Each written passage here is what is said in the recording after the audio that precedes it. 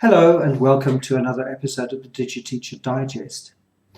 This week I'd like to look at the use of role-play games in the classroom. Can they be used to further educational purposes? I have to admit that my first use of role-play games in the classroom actually stemmed from reasons which were less related to education than I'd care to admit. It's the old problem of what to do Friday in the last period. So you're teaching matric English and it's the middle of summer, it is as hot as hell, and you've got a class which, with the best will in the world and even with the syllabus to cover, is not going to do much useful work in that last period on a Friday afternoon. So what do you do that still tangentially could be claimed as educational? So I had a background of playing role-play games in the 1980s, games like Dungeons and Dragons, and so I decided to use those skills to try and inject something into the classroom. So what is a role-play game? What is Dungeons and Dragons? D&D for short is a role-play game. So characters play particular roles. They could be fighters or clerics, they could be elves, dwarves. They are essentially adventurers in a world of the imagination. The dungeon master is like a referee. They have invented the world, created this whole scenario, and throw out challenges to the players to solve. These might be in the form of having to fight your way against monsters or to solve particularly hard puzzles. What was once a very nerdy occupation, very subcultural, certainly when I was playing at university back in the 1980s, has become much, much more mainstream. It's played by celebrities, by actors. It's televised on Twitch or on YouTube to millions and millions of subscribers who will sit and watch a party playing out a game. I think there's a very strong case to be made for families to play games like Dungeons and Dragons together. It's a game which takes place entirely in the imagination of the players. Sometimes little figurines are used, as depicted here, but very often it's just in the imagination. Players are free to do whatever they want to do. They will be given a situation and then can say what their character wants to do. But it takes place within a framework of collaboration, of teamwork as a party. So, for example, it's a way of addressing moral dilemmas, if you like, within a game context where it's safe. It's safe to express opinions and safe for the party to jump down the neck of someone who wants to do something that's bad. I think it's a wonderful chance for families to talk in ways which you don't often get, even around the dinner table, if families still sit around a dinner table. So I would urge families to play games like Dungeons and Dragons. But what about the classroom? I think quite clearly you don't want to introduce complex rule sets and the whole formal panoply of playing Dungeons and Dragons within a classroom setting. I think as an extramural club or something like that, that's another space for it. But I wouldn't bring in the rule books, which are copious and big money earners, I'm sure, into the classroom. You don't need that. You can make the rules up as you go along. So in a normal game played between friends or families, when the dungeon master adjudicates anything, they will consult fairly complex tables and consult the roll of a die by the player and work out whether they have defeated the monster or what the probabilities, what the chance is of this happening or that happening. But you don't really need that. A teacher can simply say to a player, well, what do you want to do?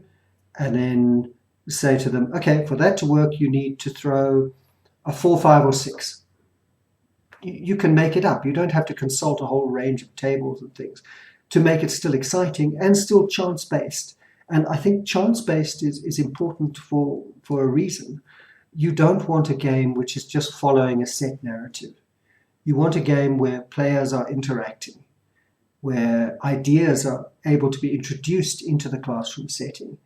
And you need a way of resolving any conflicts within the storyline around that. And rolling a dice is quite simple. A player can say, this is what I want to do, and the dungeon master, in this case the teacher, can simply say, okay, well, you need, on a roll of the dice, you need a 5 or 6 for that to work. Or you need a 3, 4, 5, or 6 for that to work. And quite frankly, I just suck it out of my thumb. If it seems like something that would be quite difficult to do, I make it a more restrictive die roll. If it seems like something that's quite ordinary, that would normally succeed, I make it happen much more often by chance. And that seems to work really well. So let me give you an example of how I used it in the classroom. So my very first attempt was in English second language class. Again, typical Friday afternoon. We'd been doing speeches and things like that, but I was certainly falling asleep listening to the speeches. It must be deathly dull for the kids as well. So I decided just to play a role-play game instead. Role-play, after all, they're practicing their English, right? So I designed a little adventure. The players had to cross a bridge with a troll on it, solve a puzzle, and then they would get to a chest of gold. Very simple. So I broke the class up into groups of 5 or 6. They each sat at a table and they formed a party.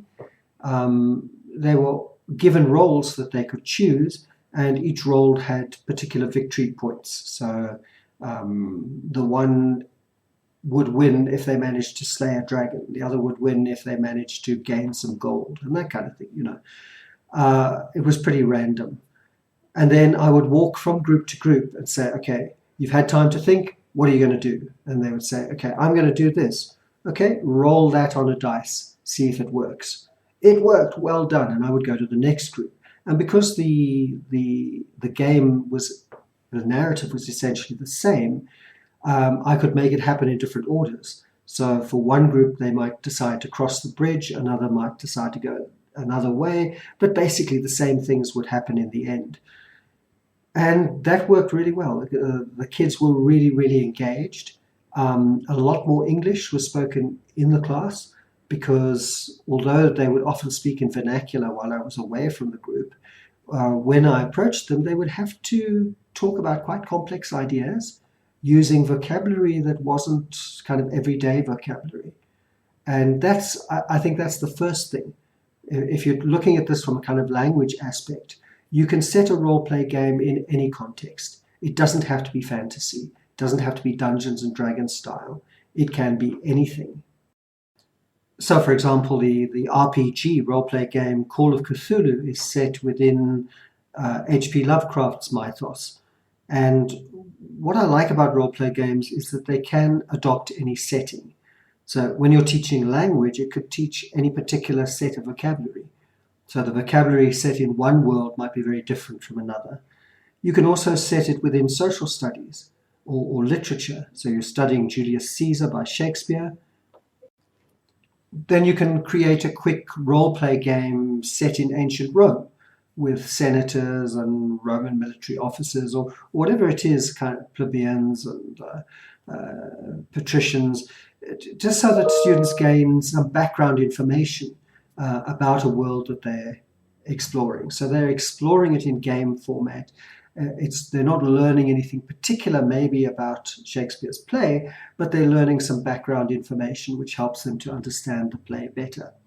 When you're teaching social studies, you can do the same. You can set a role-play game in the time of the French Revolution with perhaps many of the historical characters in the French Revolution, so that students can explore some of the concepts alive at the time in a very playful way. And this is what I mean by using role-play games in the classroom. And most role-play games also have an aspect of puzzle solving, which I think can translate very nicely into critical thinking.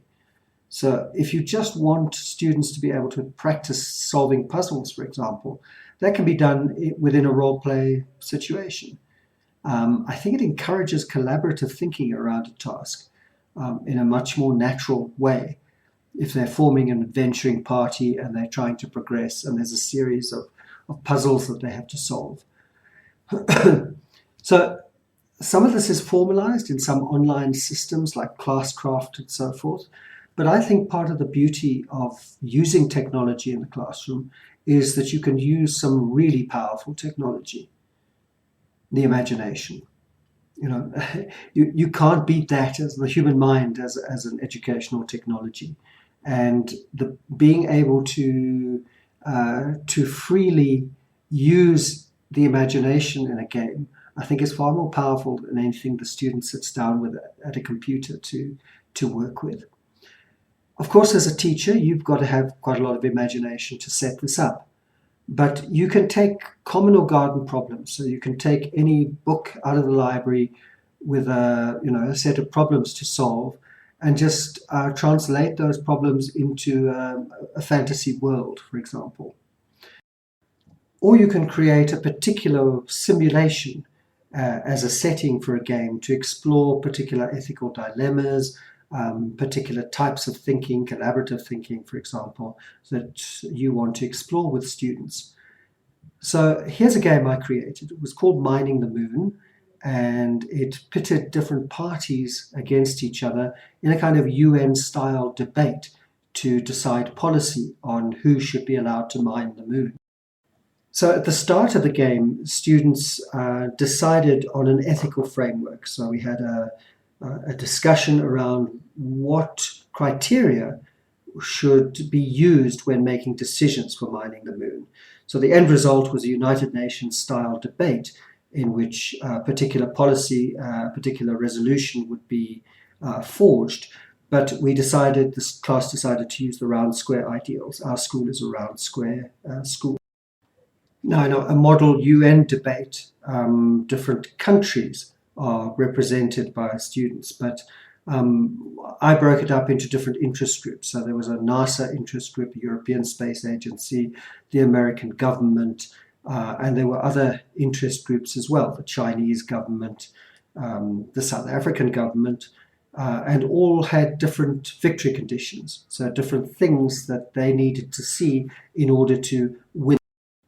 So if you looked at just two of these interest groups, for example, the South African Space Agency, their victory conditions are, they are looking for an open season.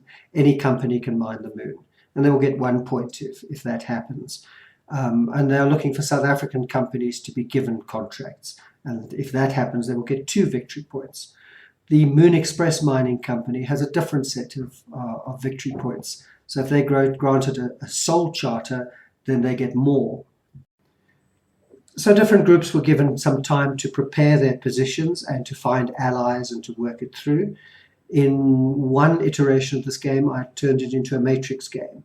So different groups would make arguments about what happens next. And this would be resolved on a roll of a die. So it's a bit like a role-play game, but with a very specific set of rules. And in other iterations, we went straight from the preparatory stage into a kind of United Nations type of debate. Instead of having countries, however, each of the players would argue for a resolution and to get a resolution voted on. That would satisfy most people's victory points, obviously. It was a fascinating experience. Students, I think, approached it in both iterations of the game with a great deal of maturity and a great deal of understanding. We did a bit of research in the beginning on the current situation on mining the moon, of the different companies that have been formed and different government stances and so on. And these were reinforced in the little role-play cards that each group got to play with. And I think by having this mix of interests and coming into a kind of model United Nations debate with specific goals that you want to achieve, and then when the resolution is finally drafted, if you go back and you compare it to the discussion at the beginning, which arose out of the ethical framework and the round square ideals, which are part of the ideals of the school, for example, you had really interesting differences that had emerged. So I think rich ground for discussion and rich ground for all kinds of different types of role play. So To sum up, I think role plays have many different uses in the classroom, from a kind of quick Friday afternoon exercise just to extend vocabulary, to exploring different contexts that you might need in social studies or you might need in literature, to trying to advance critical thinking and collaborative thinking in diverse situations. I find them a lot of fun, so I get a great deal of enjoyment out of creating the game, and I think students get a great deal of enjoyment out of playing the game. It's something different, but I think it's different in a way which engages students' intellect in ways that are not necessarily activated in a normal classroom situation. Gameplay, I think, has a lot to offer, and part of that is this kind of exploratory role-playing aspect, that players can try and do whatever they want to do. They're not constrained by, this is history, this is what happened, this is what you're going to learn. It opens up worlds of possibility, which opens up worlds of discussion around why this possibility might be different to that. So I would, if you have never explored role-play games before in the classroom, I would heartily recommend it. Well, if you've enjoyed this video, please like, subscribe, please leave comments about what you've done in the role-play space. I'd love to hear, I'd love to share your ideas, and click the notification bell so that you never miss another episode again.